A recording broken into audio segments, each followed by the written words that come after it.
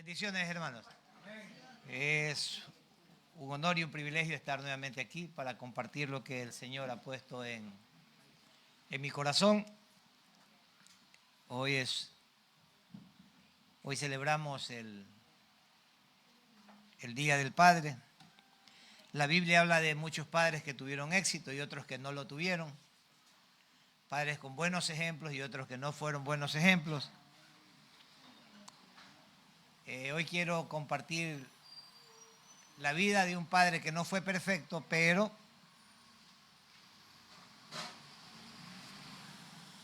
que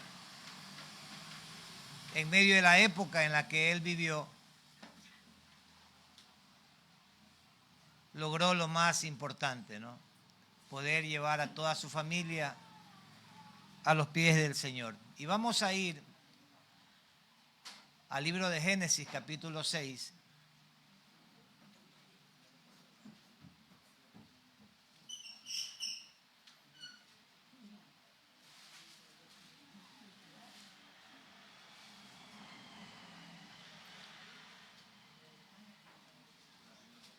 Y vamos a leer desde los versículos 1 hasta el 7. Hoy día extraño a la hermana Mayita, no la veo. Acá está, ¿ves? Hermana Mayita, se me ha ido muy atrás. Génesis 6, versículos 1 al 7 dice: Aconteció que cuando comenzaron los hombres a multiplicarse sobre la faz de la tierra y les nacieron hijas, que viendo los hijos de Dios que las hijas de los hombres eran hermosas, tomaron para sí mujeres, escogiendo entre todas. Y dijo Jehová: no contenderá mi espíritu con el hombre para siempre, porque ciertamente él es carne, mas serán sus días 120 años. Había gigantes en la tierra en aquellos días, y también después que se llegaron los hijos de Dios a las hijas de los hombres, y le engendraron hijos. Estos fueron los valientes que desde la antigüedad fueron varones de renombre. Y vio Jehová que la maldad de los hombres era mucha en la tierra, y que todo designio de los pensamientos del corazón de ellos era de continuo solamente el mal, y se arrepintió. Aquí quiero corregir, no es que se arrepintió, porque Jehová no se arrepiente. Es un error de traducción. La traducción correcta es que Dios se entristeció en su corazón de haber hecho hombre en la tierra, y le dolió en su corazón. Y dijo Jehová: raeré de sobre la faz de la tierra a los hombres que he criado, desde el hombre hasta las bestias y hasta el reptil y las aves del cielo. Que el Señor sea añadiendo bendición a su palabra. ¿Por qué digo que esta es la historia de un gran padre? No era perfecto. La Biblia habla de errores que él cometió. No era perfecto, pero sí podríamos decir que en los capítulos 6 y 7 se habla de la historia de un padre que trató o se preocupó de lo más importante que debe haber para un padre: su familia. ¿Cuál fue el más grande logro de Noé? La salvación de su familia. Y no solamente que fue la salvación de su familia, sino que en términos genealógicos, Noé es el padre de todos los que vivimos ahora. De ahí desciende toda la humanidad, y de Noé en línea directa hacia Adán. ¿Por qué digo que fue un gran logro? Porque vivió Noé como padre, criando una familia en tiempos difíciles. Los tiempos que vivió Noé no fueron fáciles, fueron tiempos muy difíciles. La lectura que hemos tenido de la palabra dice que era una era de maldad. Cuando hablamos de maldad, hablamos de vileza del corazón, de crueldad del corazón, de inmoralidades, de iniquidades, de inmundicia sexual que se vivía en esa época. Y también dice que era una época donde la humanidad tenía sus pensamientos solamente de continuo hacia el mal. O sea, los pensamientos del hombre no era para bendecir, no era para ayudar, sino que eran pensamientos llenos de obscenidades, de groserías, que en definitiva eran ofensivas al pudor u ofensivas a las normas establecidas por Dios en su palabra. Entonces no era fácil para Noé criar a su familia en este ambiente. Ambiente que también era un ambiente lleno de corrupción, ¿no? Era un ambiente de abuso de poder. Los funcionarios se beneficiaban del poder y utilizaban el poder para pervertir a la población. En la actualidad, el abuso del poder y la perversión sigue en las instituciones públicas, sigue muy campante. Hay una institución pública muy famosa aquí en el Ecuador que el pueblo muy sabiamente los ha bautizado como vacunadores con uniforme, ¿no? Vacunadores con uniforme, porque son funcionarios públicos que salen a las calles solamente para abusar del poder y para vacunar a las personas que honradamente salen a trabajar. Entonces, la época de Noé era parecida a esta, era una época de corrupción, era una época de inmundicia sexual como la estamos viviendo ahora, una época de vicio y una época en que se volvió normal lo malo. Se volvió normal lo malo, como cuando escuchamos a personas decir, es que yo soy mujeriego porque mi papá era mujeriego, porque mi abuelo era mujeriego, porque mi bisabuelo era mujeriego. O sea, normal. Entonces la inmoralidad se normalizó. Esa era la época en que vivía Noé. Y también era una época de violencia, de tomar las cosas que yo deseaba, tomarlas por violencia.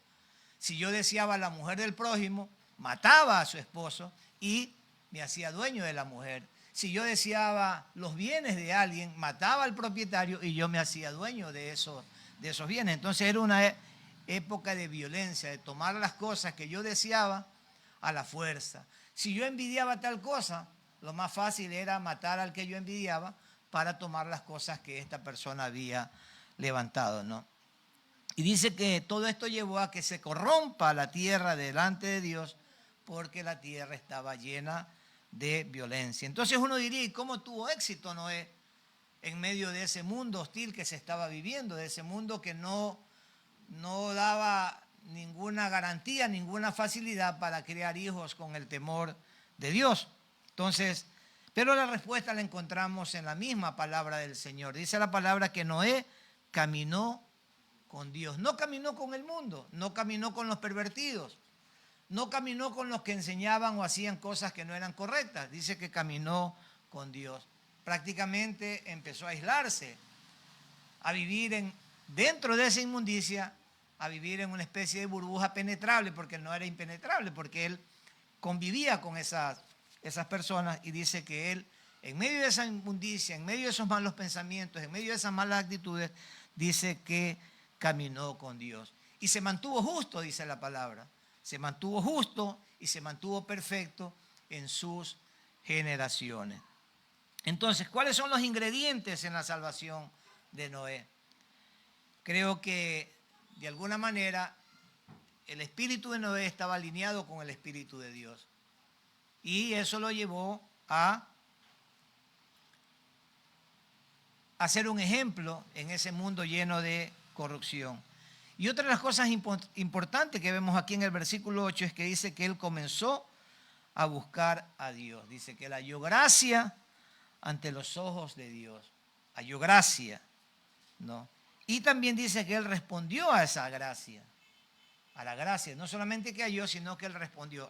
Dios halló gracia en él y él mantuvo su actitud, mantuvo su actitud firme para decirle no al pecado, porque también él quería seguir teniendo la gracia de Dios. Y también dice la palabra que Noé tuvo fe, ¿no? Si nosotros vamos a la carta a los Hebreos, capítulo 11, versículo 7, dice, por la fe Noé, cuando fue advertido por Dios acerca de cosas que aún no se veían, con temor preparó el arca en que su casa se salvase. Tuvo fe en un mundo mejor, aunque las circunstancias que lo rodeaban estaban lejos de ser un mundo mejor. Dice que con temor preparó el arca y dice que fue advertido por Dios acerca de las cosas que aún no se veían. De acuerdo a lo que dicen algunos teólogos, en el lugar donde vivía Noé en esa época no llovía, la lluvia era extraña. De hecho, la tierra había sido maldecida por Dios después de la caída del hombre. Y dicen que en esa época no llovía. Y dice que aún, siendo una época que no llovía, con temor preparó el arca, dice. Imagínense a Noé preparando un arca inmensa en medio de un mundo hostil, de un mundo incrédulo, de un mundo con personas corruptas, corrompidas, inmorales. Imagínense a Noé construyendo el arca y afuera un mundo observándolo y burlándose de él. Probablemente lo tildaron de viejo loco, de quién sabe qué nomás le dijeron a Noé por construir un arca en esa época y en ese lugar. Creo que en algún momento sus hijos, creo, eso no dice la Biblia, creo que en algún momento sus hijos pudieron haberle dicho, ya papá, nos estás avergonzando. La gente se burla de nosotros, ¿no? Pero sin importar absolutamente nada, él se mantuvo fiel. Y dice que con temor siguió preparando el arca que llevó a su familia a salvarse. También dice que otra de las cosas que fue parte del éxito de Noé es que era un hombre justo y fue declarado justo por la fe. Su relación con Dios era de todo corazón. Y también Noé era un hombre de oración. Era un hombre que oraba, ¿no? Era un hombre que estaba conectado permanentemente con Dios. ¿Qué hizo también Noé? Ser testimonio de Dios en un mundo absurdo, en un mundo donde nadie creía en Dios, donde las personas se habían dedicado simplemente a disfrutar de los placeres de la vida, a disfrutar de la violencia y a normalizar lo malo como bueno, ¿no? Que es lo que estamos viviendo ahora, se está normalizando lo malo como bueno, lo injusto como justo, ¿no? Y si nosotros comparamos lo que dice Dios en cuanto a lo que era Noé y en cuanto a lo que eran sus vecinos, vemos un gran contraste. Dice que los vecinos eran corrompidos, eran violentos, eran malvados, eran perversos, eran idólatras, eran inmundos sexuales, etcétera, etcétera. Y de Noé dice la palabra que era justo, perfecto, era un varón completo que caminaba con Dios. Entonces, tenemos dos escenarios, la perversión y la pureza, la inmoralidad, la moralidad. En el mismo lugar, así es, gracias Eloy. Entonces, el apóstol Pedro dice que Noé predicó justicia en un mundo lleno de injusticia. Segunda de Pedro, capítulo 2, versículo 5 dice, y si no perdonó al mundo antiguo, sino que guardó a Noé, pregonero de justicia, con otras 7 personas, trayendo el diluvio sobre el mundo de los impíos.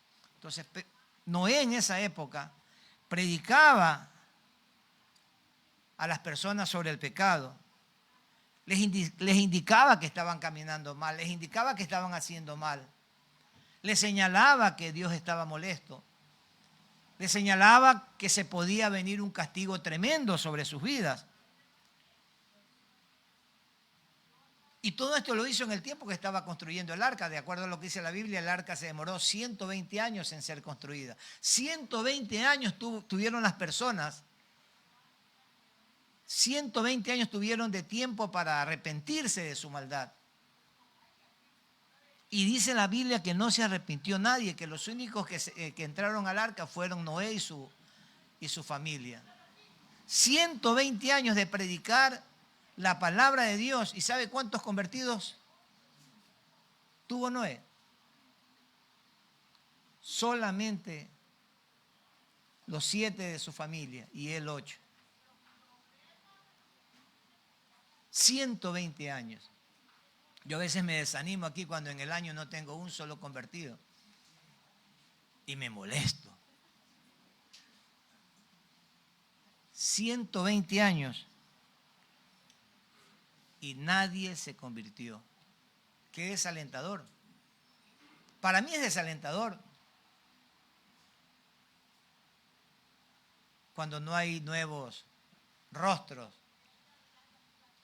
de convertidos en la iglesia. Siempre me acuerdo, y los que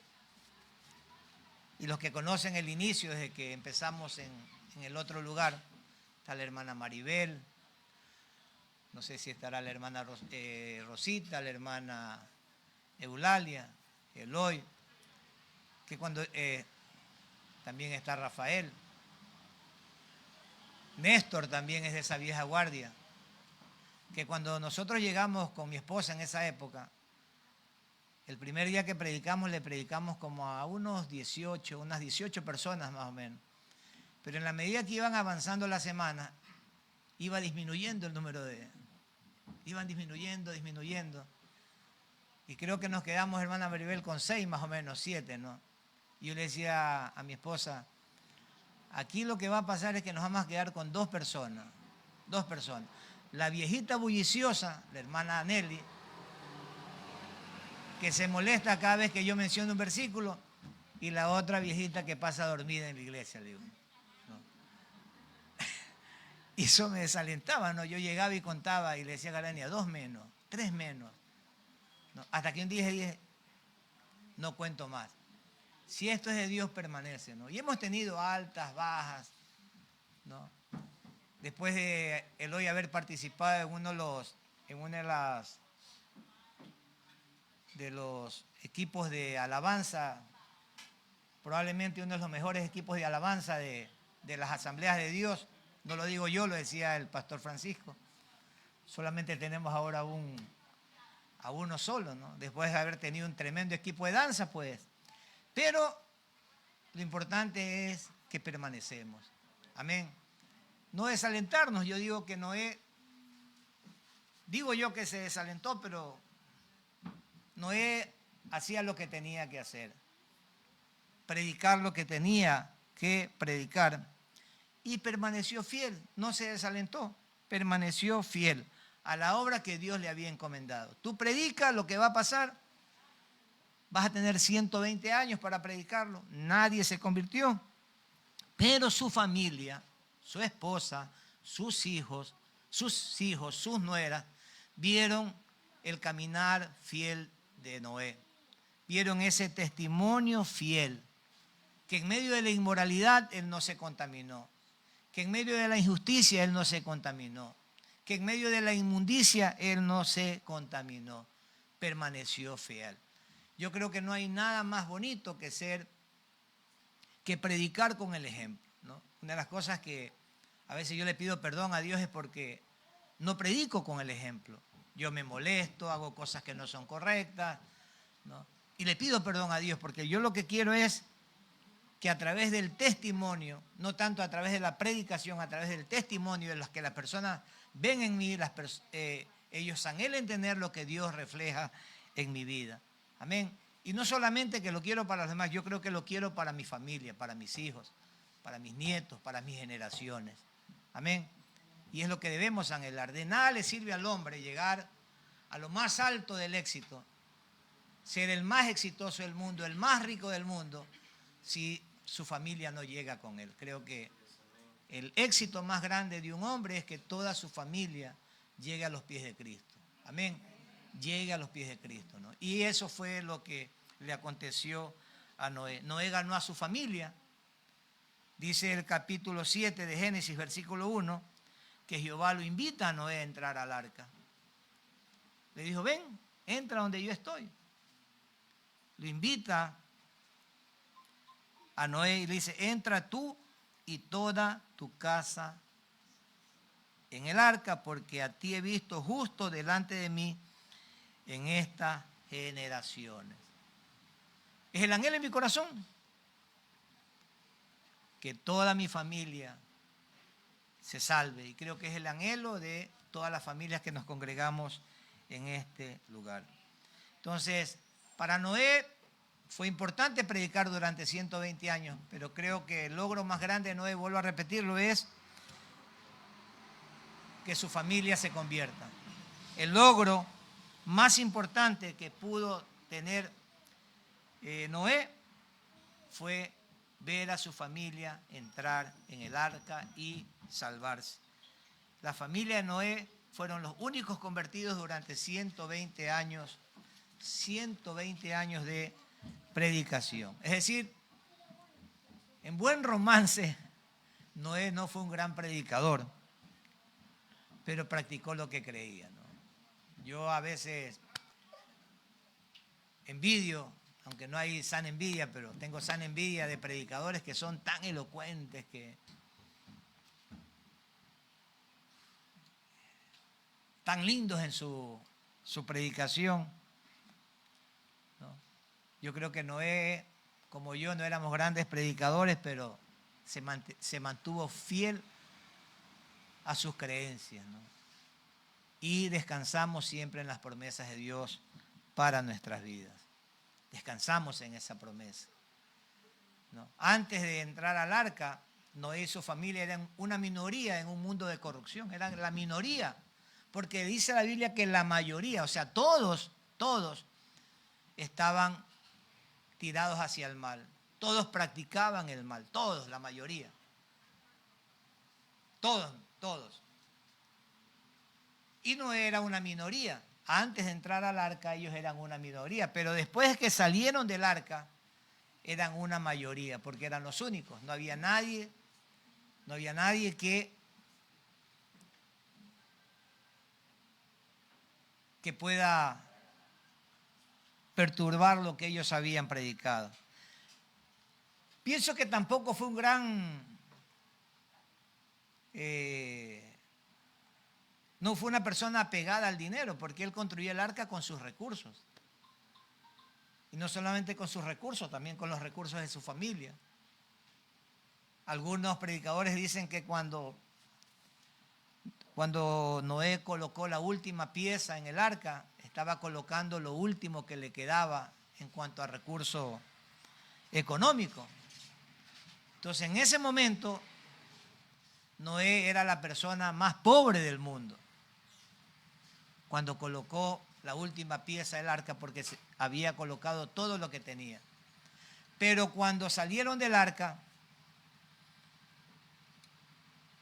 habían heredado el mundo para ellos solos. Era el hombre y la familia más rica del mundo. Entonces, estos fueron los logros de Noé, aparte de llevar a su familia a los pies de Cristo. Es decir, no fue un gran predicador, no fue un gran economista, pero sí hay algo que no podemos dejar de quitarle a Noé. Fue un excelente padre, fue un excelente esposo. Se preocupó por la salvación de su familia. Qué día tan grande para Noé. Yo creo que qué día tan hermoso para Noé cuando él vio entrar a toda su familia al arca y ser salvos, ¿no? Qué día. Qué día para nosotros los padres,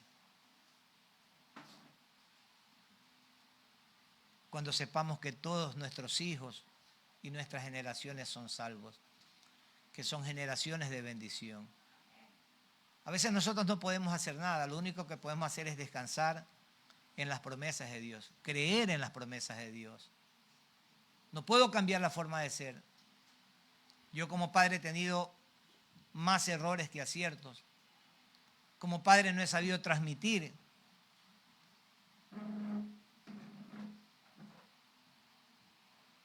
el sentir de mi corazón. He estado afanado por otras cosas, preocupado por otras cosas. Pero no puedo regresar al tiempo.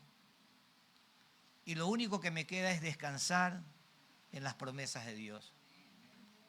Descansar en esa palabra que dice, cree en el Señor Jesucristo y serás salvo tú y toda tu casa. Yo descanso en esa promesa. Yo sé que en algún momento todos van a ser tocados y todos van a caminar en la senda que tienen que caminar. Creo en esa palabra, en esa promesa que le hace Dios a Abraham en Génesis 12:3. En ti serán benditas, en ti serán benditos todos los pueblos de la tierra. Y yo descanso en esa promesa y me adueño de esa promesa y digo, Señor, en mí serán benditas todas mis generaciones, serán salvos todas mis generaciones. Es lo único que hago. Lo que hizo Noé, no desalentarse, sino creer y descansar en las promesas de Dios. ¿Y por qué digo esto? Porque el presente no es un tiempo fácil para ser padre. Como en las épocas de Noé, estamos normalizando la inmoralidad, normalizando la inmundicia sexual. Lo malo es bueno.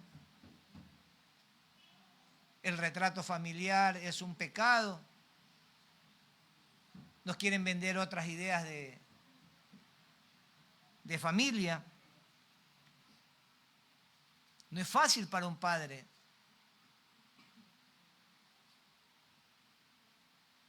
tratar de convencer a sus hijos y llevarlos a la salvación. Porque los días que vivimos son como los días de Noé. Exactamente igual, no hay nada que lo diferencie. Pero lo único que nos queda a nosotros es la gracia de Dios. Creo que para los padres de la actualidad la gracia de Dios es suficiente. Como lo era en esa época, la gracia de Dios es suficiente. Dios le dijo al apóstol Pablo, bástate mi gracia. Y es lo que yo hago. Descansar en la gracia de Dios y confiar en sus promesas, sabiendo que Él es fiel. Él es fiel, que honra a los que le honran. Lo único que yo le pido a Dios es que me ayude a hacer testimonio de Cristo en mi casa, porque a veces, y mis hijos me conocen, me enojo, digo cosas que no debo decir, lastimo. Por eso es que digo, yo como padre he cometido muchos errores, todos cometemos errores. La Biblia habla de un error que cometió Noé. Pero en medio de los errores, en medio de las imperfecciones, lo único que nos queda a nosotros los padres es descansar en la gracia de Dios y descansar en sus promesas. Y pedirle al Señor que cada día nos capacite, nos vaya moldeando, nos vaya cambiando. A veces digo yo, nos vaya domando ese carácter, domando las cosas que no le agradan a Dios para volverlas a cosas que le agraden a Dios. Y que a través del ejemplo, a través del testimonio, mi familia pueda caminar en la senda correcta, caminar en el camino que Dios trazó para ellos. Y en el anhelo en mi corazón también que su familia camine en el camino que Dios trazó para sus hijos, para sus nietos y para todas sus generaciones. Amén, hermanos. Amén. Entonces, ¿qué es lo que debemos pedir? Que Dios nos capacite para ganar nuestras familias para Cristo. Es bonito ganar almas, pero creo que lo más hermoso para un padre es ganar su familia para Cristo. Su familia para Cristo. A través del ejemplo, a través del testimonio y, ¿por qué no?, también a través de la predicación. Que nuestros hijos digan, yo quiero tener lo que tiene mi papá. Y a través de eso nuestras generaciones puedan anhelar lo que nosotros. Entonces, para eso debemos mantener nuestro testimonio consecuente con la palabra. No solamente predicar la palabra, sino practicar la palabra. No solamente ser oidor, sino hacedor de la palabra. Y descansar en las promesas de Dios. Yo públicamente quiero pedirle perdón a mis hijos porque yo he fallado, ¿sí? He fallado, me he equivocado, he dicho cosas que han lastimado, pero lo que sí les puedo decir a ellos es que los amo con todo mi corazón y que he tratado de entregarme entero para que ellos puedan llegar a ser lo que ahora son. Entreguémonos por entero para nuestras familias, no buscando nuestro propio deleite, sino el de bendecir, el de dar, el de entregar. Amén. Padre, en el nombre de Jesús, en esta mañana, te damos gracias, Señor, por tu palabra. Gracias por esos ejemplos que hay en la palabra de padres que fueron padres de bendición en medio de un mundo difícil, de un mundo complicado, Señor. Gracias por ser nuestro Padre, ese Padre que siempre está ahí para cobijarnos, para ampararnos, para socorrernos. Gracias porque eres ese Padre que tienes misericordia sobre nosotros, que tienes compasión sobre nosotros. Gracias porque nos amaste tanto que sin merecerlo diste a tu Hijo Jesús para que muera por nuestros pecados y a través de esa muerte y resurrección alcancemos la salvación y la vida eterna. Gracias por enviar a tu Espíritu Santo que nos redarguye, que nos corrige, que nos enseña cada día a mejorar. Te pedimos, Espíritu Santo, en esta mañana, que nos enseñes a ser mejores padres, mejores guías, mejores mentores. Ayúdanos, Espíritu Santo, a controlar las cosas que no son de Dios. Fortalece nuestros dones. Madura completamente las cualidades del fruto del Espíritu dentro de nosotros. Que tengamos un amor sacrificial, un gozo en medio de las dificultades, la paz en medio de los conflictos, la fe para avanzar sin importar las tormentas y las circunstancias que se presentan en la vida, la bondad o la benignidad para responder con amor, aun cuando estemos recibiendo agravios o aun cuando no veamos las promesas de Dios cumplidas en nuestras generaciones. Danos la templanza necesaria para huirle al pecado, para predicar las cosas que son y como son y no disfrazar el pecado. Y sobre todo, Señor, madura nuestra mansedumbre, que en medio de la provocación podamos responder con amor, con tranquilidad y con misericordia. Te alabamos, Señor, te glorificamos y te bendecimos. Y también en esta mañana queremos darte gracias porque tú estuviste en la operación de Giomar y Casa, Señor. Tú guiaste las manos de los médicos y gracias porque esa operación fue exitosa conforme a lo que te habíamos pedido y solicitado, Señor. Oramos, Señor, por las personas que están padeciendo enfermedades en esta iglesia, Señor. Que sea tu mano poderosa sanándolas. Por las llagas de Cristo hemos sido sanados, Señor. Y yo creo en esa sanidad divina, Señor.